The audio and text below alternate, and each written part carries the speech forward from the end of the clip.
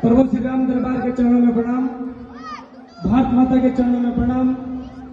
यहाँ पधारे मेरे साथी बजरंग दल के दिल्ली प्रांत के सह संयोजक कुलदीप जी चौहान, विराजमान संघ के हमारे अधिकारी, विराजमान सभी अतिथि, पधारे हुए सभी इस नगर के सभी महानुभाव, मातृशक्ति माँ दुर्गा स्वरूपी बहिने, आप सभी को मेरा प्रणाम। इस हिंदू समाज के नाते आज हम सभी एकत्रित आए हैं। बहुत ही अच्छी अच्छी प्रस्तुतियां इन बच्चों ने दी। और आज आवश्यकता क्या है? आज पूरे विश्व के अंदर हिंदू समाज है तो ये देश है, ये देश है तो विश्व है, क्योंकि वसुधैव कुटुंबकम की बात करने वाला मात्र भारत है और उसका वो हिंदू समाज है। हमारे संतों ने शस्त्र और शास्त्र सिखाकर इस देश को इतना ओजस्वी बनाया, इस देश को विश्व गुरु बनाया, इस देश को ज्ञान से परिपूर्ण बनाया, तब जाकर आज हम हिंदू होने के नाते पूरे विश्व के अंदर पूजनीय हैं। दुनिया के अंदर कहीं कोई व्यक्ति जाता है, विश्व का कोई व्यक्ति कहीं जाता है, उसका व्यवहार अलग होता है, लेकिन हिंदुस्तान का व्यक्ति वो भी हिंदू होने के नाते पूरी दुनिया में कहीं जाता है, उसको अलग नजर से देखा जाता है कि ये हिंदुस्तान से आया है, हिंदू है, वसुधैव कुटुंबकम की बात करने वाला है, यानी कि संपूर्ण विश्व को अपना परिवार मानने वाला यही एकमात्र जो है वो सनातन है। 10 साल पहले आए तो पूरी दुनिया के अंदर लोगों को मार मार कर मिसाइल बनाया, लोग लालच लगे ईसाई बनाया, लोगों के ऊपर अत्याचार किए, तब जाकर 180 देश बन गए, इनको मार मार कर धर्मांतरित किया।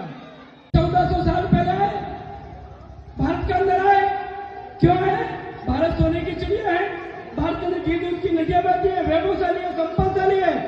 आए यहाँ लुटेरे बनकर भारत को लूटने के लिए, कभी मोहम्मद बिन कासिम आया, कभी मोहम्मद गौरी आया, कभी मोहम्मद गजनी आया, कभी सालार मसूद आया, कभी अनेक प्रकार से बाबर और अकबर और औरंगजेब आए।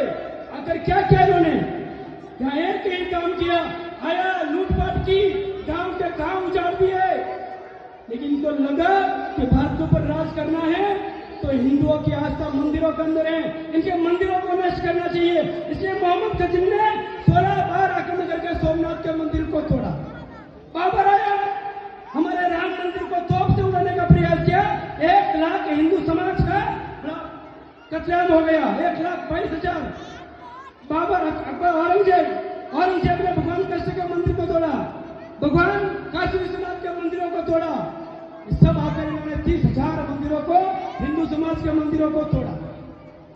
एक काम यही नहीं किया, हिंदू समाज के सारे गुरुकुल खत्म किए, लेकिन एक काम जो कहीं नहीं था भारत के अंदर जो काम किया, इन्होंने हमारी बहन बेटी के साथ में बलात्कार करना प्रारंभ किया।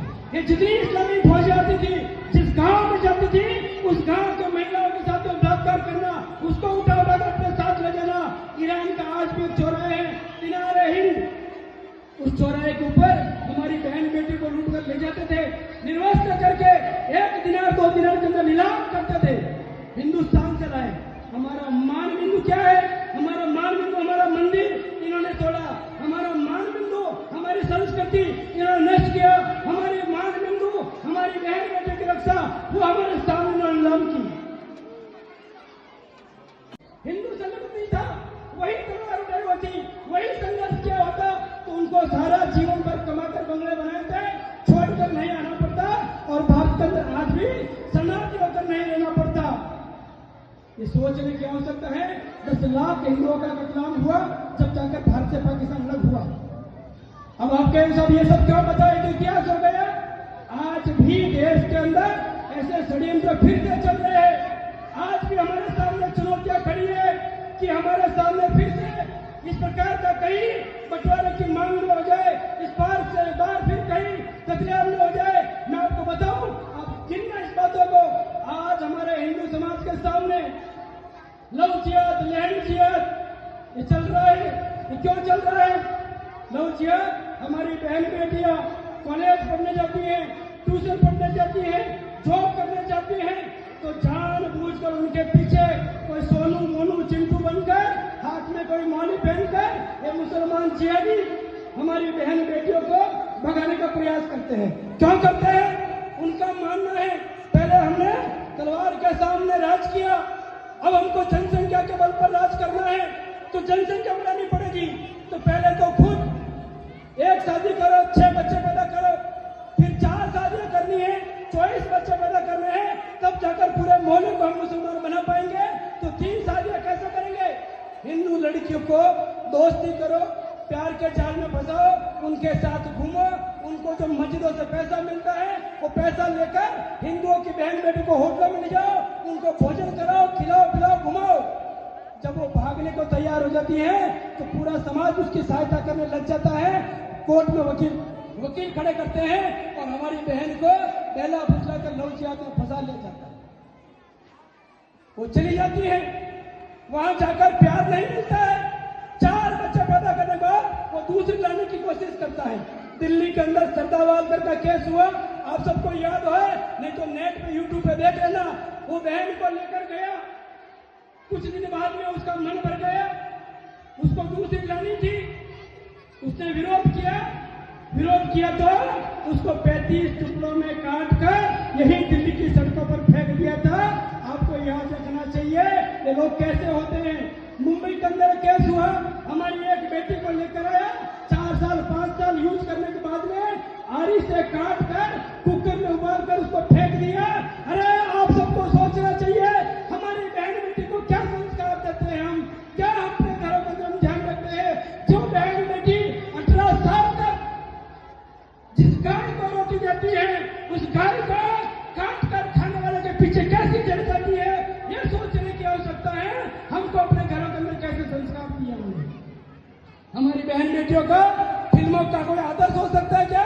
उसका आदर्श कोई सोनाक्षी है क्या? उसका आदर्श कोई करीना खान है क्या? जो तैमूर रंग पैदा करे। हमारी बहन बेटी का आदर्श झांसी की रानी है, हमारी बहन बेटी का आदर्श रानी कलावती है, जिन्होंने तलवार के सामने जिहादियों का सामना किया। हमारी बहन बेटी की आदर्श रानी पद्मावती है, जिसने अल्लाउद्दीन खिलजी के सामने 16,000 रानियों को लेकर जोहर कर दिया, लेकिन मुगलों के सामने नहीं झुकी। वो हमारी आदर्श होनी चाहिए। आप लोगों को सोचना, हमारी बहन बेटियों का फिल्मों का कोई आदर्श हो सकता है क्या? उसका आदर्श कोई सोनाक्षी है क्या? उसका आदर्श कोई करीना खान है क्या? जो तैमूर रंग पैदा करे। हमारी बहन बेटी का आदर्श झांसी की रानी है, हमारी बहन बेटी का आदर्श रानी कलावती है, जिन्होंने तलवार के सामने जिहादियों का सामना किया। हमारी बहन बेटी की आदर्श रानी पद्मावती है, जिसने अल्लाउद्दीन खिलजी के सामने 16,000 रानियों को लेकर जोहर कर दिया, लेकिन मुगलों के सामने नहीं झुकी। वो हमारी आदर्श होनी चाहिए। आप लोगों को सोचना चाहिए। इसलिए मेरा आपसे निवेदन है, अपनी बहन बेटियों को तैयार करो, संस्कार दो। इसलिए संघ की शाखा में भेजो, विश्व दुर्गा वाहिनी के अंदर भेजो, मातृशक्ति के अंदर भेजो, उसको तलवार सिखाओ, उसको दंड सिखाओ।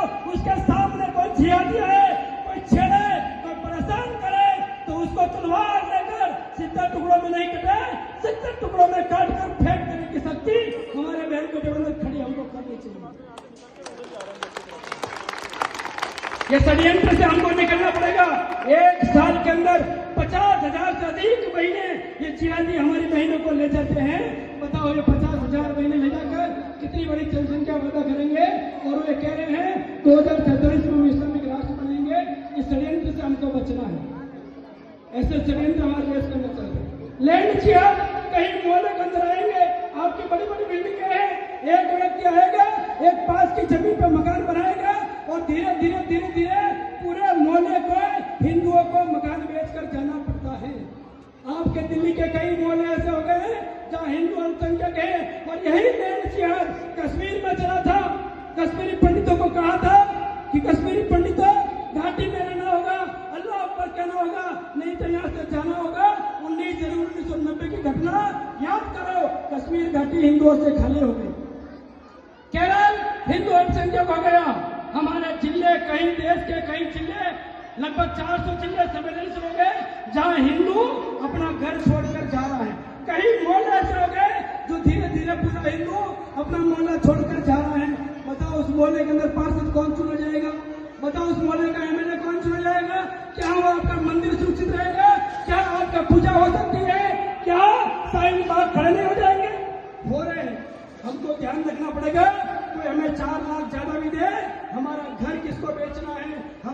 बेचना कि नहीं बेचना है, हमारे पड़ोस में कौन आना चाहिए, हमारे मोहल्ले के अंदर कौन आना चाहिए, ये हमको सोचने की आवश्यकता है। हमारे संतों ने कहा हिंदवे सर्वत्र सर्वे न हिंदू प्रतितो भवेत् मम दीक्षा हिंदू रक्षा मम मंत्र समानता। सभी हिंदू इस भारत माता के पुत्र हैं, इसलिए हमें जाति पाति छोड़कर प्रत्येक के साथ बराबर का व्यवहार करना पड़ेगा। नहीं तो वो कभी ईसाई आएगा उसको ईसाई बना देगा, नहीं तो कोई मुसलमान आएगा उसको कहता तू राम जी को मानता है लेकिन तुझे तो कोई मंदिर में आना देता नहीं है, तू खासा बन गया। तो ऐसे करके धर्मांतर की दुकानें चल रही है। मेरा आपसे निवेदन इतना ही है कि हम सभी हिंदू मिलकर रहे, साथ रहे, तो गिलगित से घारा पर्वत तक, लाहौर कराची ढाका तक हम अपना भगवा ध्वज फहराएंगे। भारत को अखंड बनाने का काम हम सब मिलकर